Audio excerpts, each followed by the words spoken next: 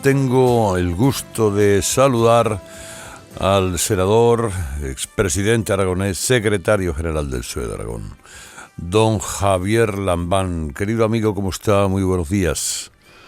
Hola, buenos días, don Carlos. Pues ya me oye usted dispuesto a entonar el Nessun Dorma al modo Pavarotti.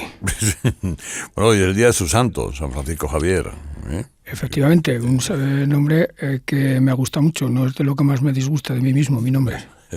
¿Y su estado de salud cuál es? Bueno, no estoy descontento, sigo con tratamiento, pero en los últimos meses me encuentro bastante bien de salud, haciendo una vida normal, reinventándome porque estoy desenganchándome de mis responsabilidades orgánicas y políticas. En marzo dejaré definitivamente las tareas orgánicas, me gustaría dejarlas mañana mismo, y ya le digo, viendo la vida con ilusión por una parte, con optimismo, pero también con muchísima preocupación. ¿Y la actualidad le sienta a usted bien o le sienta mal? ¿Le perjudica la salud o no se la perjudica? ¿Y el trabajo orgánico? Bueno, yo creo que siempre ha habido una cierta separación entre los dos aspectos. Creo que nunca he somatizado mis preocupaciones, nunca he somatizado mis contratiempos y mis quebrantos, aunque lo cierto es que he tenido muchos desde el punto de vista de la salud, pero no creo que se hayan debido nunca a motivaciones políticas o ajenas a mi propia contextura orgánica. ¿No ha podido, por ejemplo, usted acudir al Congreso de Sevilla de este fin de semana, pero lo ha seguido? ¿Y cuál ha sido, coincide usted en que es el Congreso de la Resistencia? ¿Ha sido el Congreso que le hubiera gustado ver? Bueno, en primer lugar, se lo digo a todos sus colegas, querido Carlos, por lo menos el PSOE sigue haciendo congresos en los plazos que marcan los estatutos, cosa que otros partidos ya van perdiendo la costumbre de hacer, como por ejemplo el Partido Popular. Uh-huh. Lo cierto es que el congreso de este fin de semana no pasará a la historia de las ideas, evidentemente. Ha sido un congreso propio de un partido que está en el poder y utiliza estos momentos como eco de resonancia de sus acciones y, por qué no decirlo con claridad, para en momentos determinados exaltar al líder hasta el paroxismo.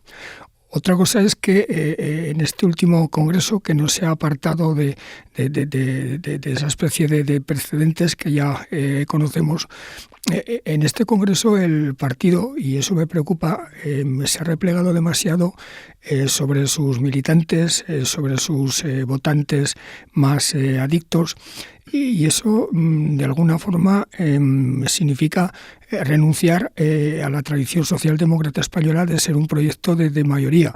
Replegarse sobre los militantes, replegarse sobre los votantes más adictos significa inevitablemente radicalizar el discurso y entrar en la vorágine de polarización y de enfrentamiento que cada vez determina más a la política española. Y eso a mí me preocupa sinceramente y me hace temer por el futuro inmediato. Ahora comenzarán los congresos territoriales donde se dice, se cree, que la dirección del partido quiere colocar a personas diferentes en aquellos lugares donde el partido no gobierne. Esto también le correspondería a Aragón. Se da la circunstancia de que usted deja las responsabilidades orgánicas y ahora el partido quiere que sea la señora Pilar Alegría. Cuando digo el partido, digo la ejecutiva, el núcleo, el sanchismo y tal. ¿Usted ha presentado otra candidata o usted sugiere otra candidata? ¿Eso cómo se va a solucionar? Mire, si me permite una reflexión previa, hay una cosa que nos ha molestado mucho a todos los dirigentes territoriales estos años, y es que de la derrota de las autonómicas y municipales se nos responsabilizara a nosotros, cuando fue algo que ocurrió a nivel nacional, por lo cual las causas hay que buscarlas en el ámbito de las políticas nacionales. De hecho, a las pocas semanas hubo unas elecciones generales que el Partido Socialista también perdió. ¿Cuál fue la diferencia? Que nosotros, en nuestras respectivas autonomías, no tenemos partidos independentistas ni partidos como existen a nivel nacional, sobre todo en Cataluña y en el País Vasco, y en el País Vasco y en Cataluña sí que existen, y además dispuestos a pactar en aquel momento con Pedro Sánchez. Por tanto, tanto, esa imputación de la responsabilidad de la derrota a los candidatos de ese momento es absolutamente injusta. Por lo demás, en este momento se están planteando relevos varios, en algunos casos como en el mío, porque yo me voy, y en otros porque no gustan los candidatos que existen y se quieren cambiar por otros. Yo creo que un responsable territorial, un líder territorial, puede llegar a serlo por dos vías.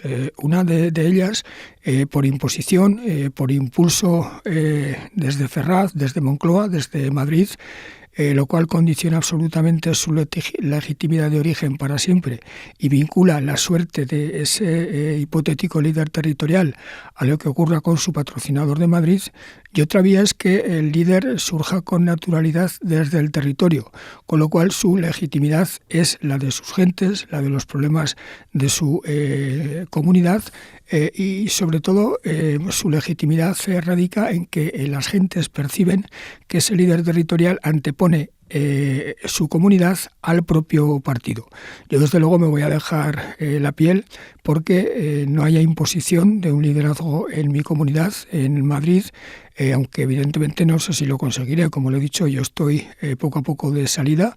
De hecho, al Congreso de Sevilla no fui porque ya le digo que estoy en proceso de desenganche, pero desde luego las candidaturas que surjan o la candidatura que surja desde el territorio tendrá todo mi apoyo.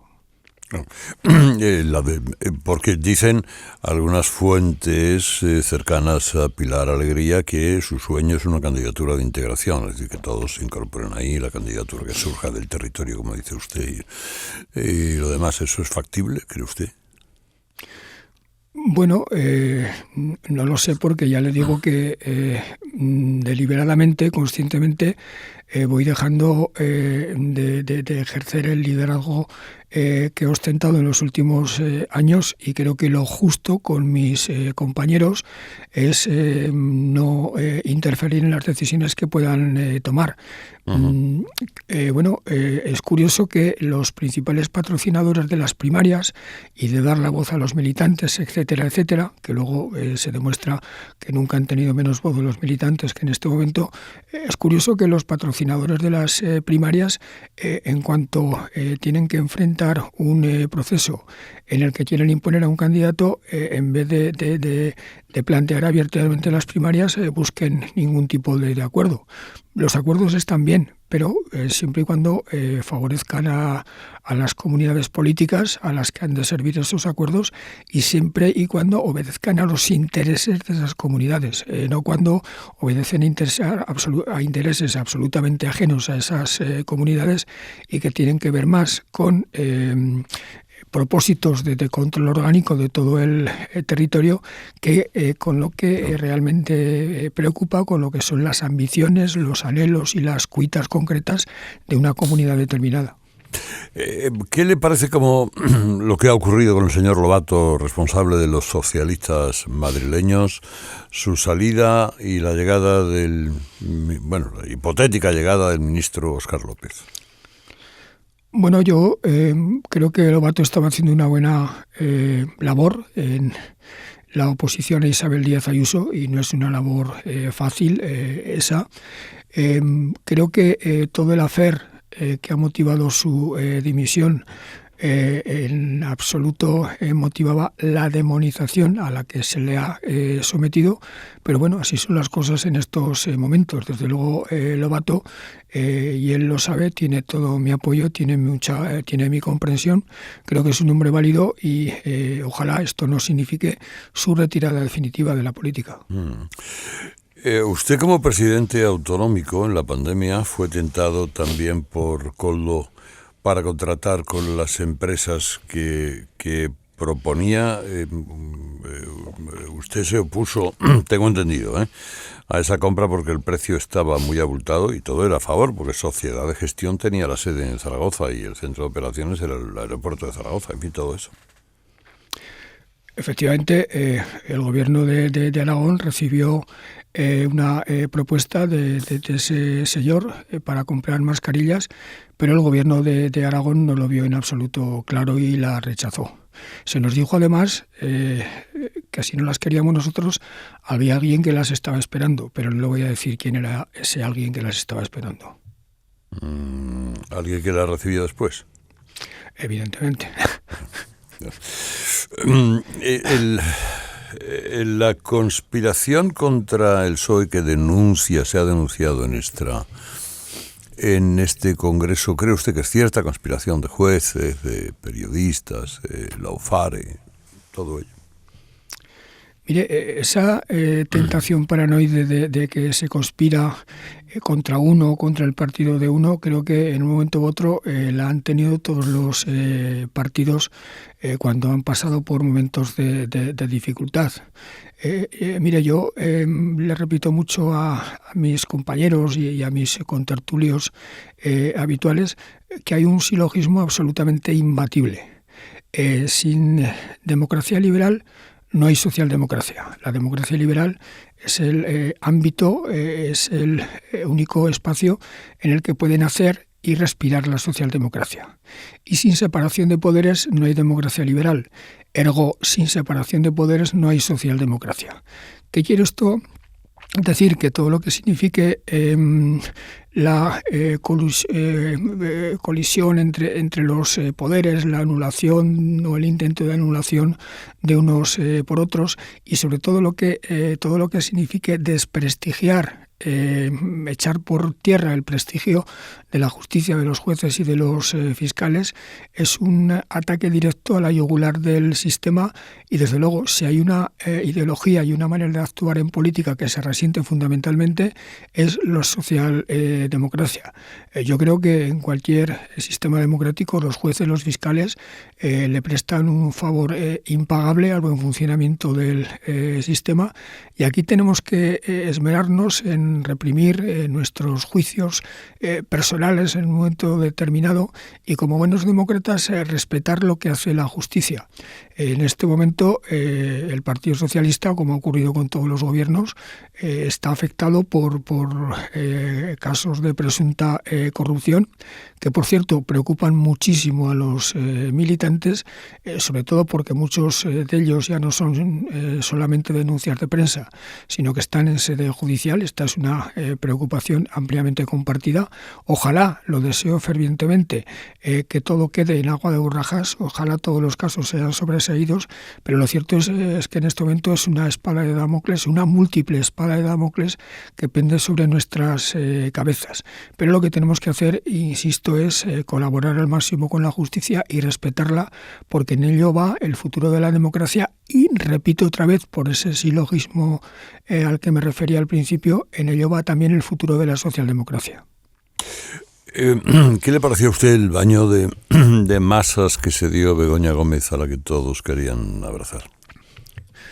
Bueno, era una de las escenas que cualquier conocedor de las liturgias de este tipo de cónclaves se podía esperar en los tiempos que corren. Yo, desde luego, este tipo de congresos, quizá porque ya me hago viejo, me resultan absolutamente desconocidos. Yo empecé a asistir a congresos en los años 80 y bueno, la solemnidad política, la viveza de los debates que se vivían entonces no tiene nada que ver con lo actual, que no solo en el PSOE, sino en todos los partidos se parece mucho más a las convenciones de los partidos norteamericanos que a lo que ha sido la tradición europea. A mí, desde luego, me gusta mucho más la tradición europea. A usted, como presidente que ha sido de una comunidad además pujante como es Aragón, cuando ¿entendió usted el mensaje de la ejecutiva de su partido cuando hablaba de financiación a la vez multilateral y a la vez bilateral? Es decir, bilateral con Cataluña, bilateral con alguno más, pero en realidad multilateral con todos. Es decir, que es como ser uno y trino, que es el gran misterio que nos lleva, ¿verdad?, a los católicos de cabeza durante toda la existencia. O, como dicen en mi pueblo, intentar tapar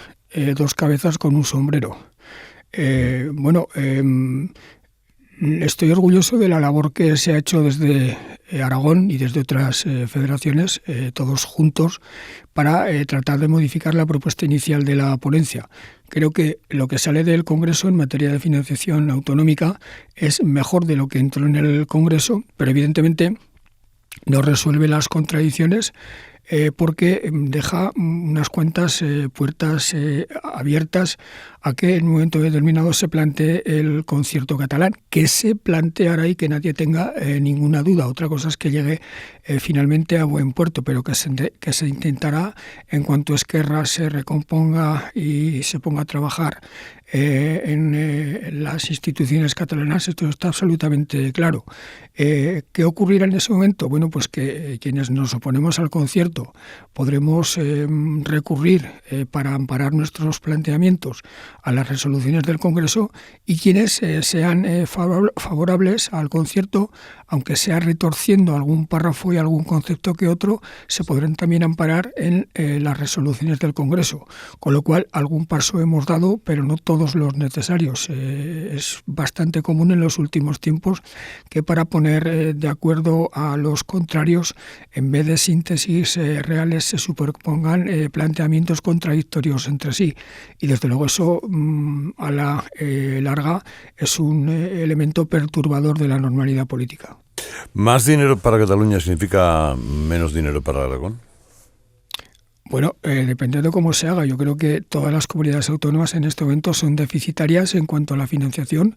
Todas necesitan más dinero, lo necesita Cataluña, lo necesita Aragón, pero otra cosa es el concierto catalán, porque tal como lo plantean ellos, tal como lo plantea Esquerra y tal como lo plantea el PSC, a lo que nos conduce es a que Cataluña llegue a obtener 30.000 millones de euros más, y evidentemente de algún sitio tienen que salir. ¿De dónde van a salir? Del arca común. ¿A quién perjudica eso? A todos los demás. Pero esto, vaya, no hay que ser un experto en financiación. Esto es blanco y en botella. Bueno, sin embargo, hay dirigentes del PSOE que eso lo ven muy bien, dicen que es la gran solución. Para el dirigente andaluz, el señor Espadas, aplaude eso, pero con las manos batientes. Bueno, no lo sé, yo con el compañero Juan Espadas, incluso en el último comité federal, tuve la ocasión de discutirlo, la ordenalidad y todo este tipo de conceptos.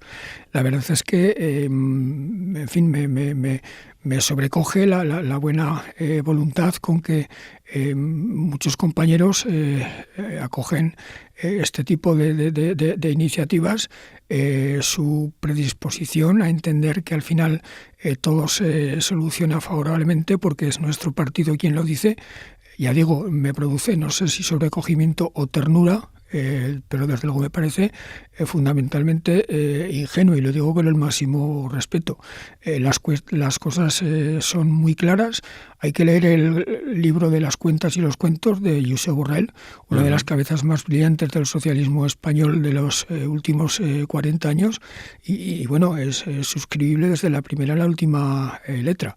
Y ahí se habla de concierto y se hacen las cuentas y queda absolutamente claro que si una comunidad autónoma se lleva 30.000 millones de euros más, las otras evidentemente salen perdiendo, so pena de que para compensar la pérdida graven con impuestos extraordinarios a sus propios ciudadanos. La última se la dejo a Antonio Naranjo. Buenos días, señor Lambán. Buenos días. Permítame que intente hacer con usted un pequeño viaje al pasado para preguntarle en qué momento de los últimos años, cuando a lo mejor el señor Sánchez no había cuajado tanto, pone usted el foco para arrepentirse con algunos otros de sus compañeros, pues de no haber dicho, pues por aquí no, por esto no pasamos, o hasta aquí no llegamos, o nos removemos un poco internamente, si es que hay un momento así en su vida. Mira, yo asumo que desde hace muchos años estoy en minoría en el partido, que Pedro tiene una mayoría aplastante, que al menos desde el punto de vista orgánico lo legitima absolutamente para gobernar, y desde luego su investidura y los apoyos de su investidura lo legitiman también para gobernar. Nadie puede dudar de su legitimidad, ni orgánica ni institucional.